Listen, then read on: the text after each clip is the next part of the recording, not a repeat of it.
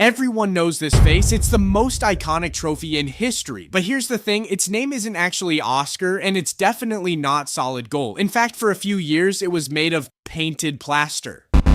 I'm M. Hussein, this is Visions. Today we're going behind the curtain to see what's really inside this 8-pound icon and the secrets it's been hiding since 1929.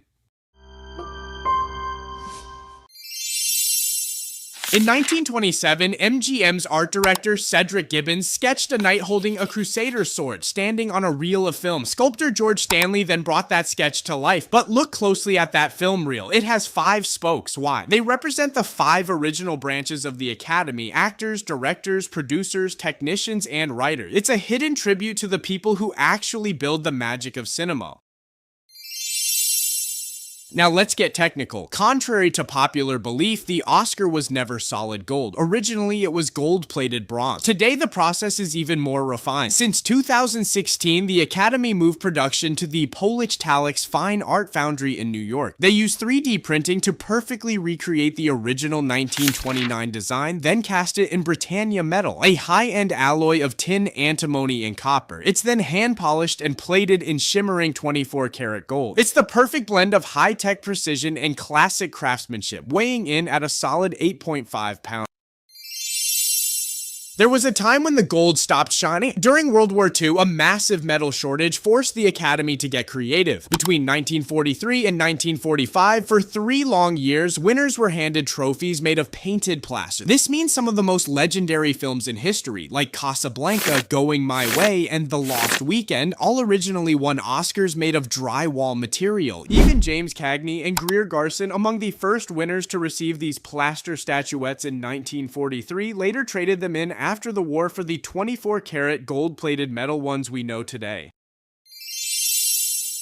Now, what about that name? Officially, it's the Academy Award of Merit, but how did it become Oscar? Well, that's a bit of Hollywood lore. The most famous story traces back to the Academy's librarian and eventual executive director, Margaret Herrick. Legend has it that when she first saw the statuette in 1931, she took one look and whispered, "He looks just like my Uncle Oscar."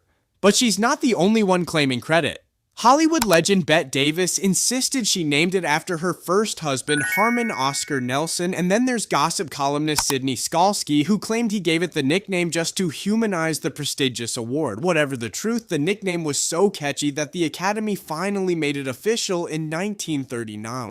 But here's the craziest part. Even if you win one, you don't really own it. Since 1951, Academy rules state that winners can't sell their trophy without offering it back to the Academy first, for exactly $1. It's the trophy you can't buy, no matter how much money you have. Well, unless you find a vintage one. Because that $1 rule wasn't established until the early 50s, Oscars awarded before then are actually legal to sell. That's why you'll occasionally see them pop up at elite auctions for hundreds of thousands, or even millions of dollars. In fact, Michael Jackson famously bought the 1939 Gone with the Win Best Picture Oscar for a record-breaking $1.5 million.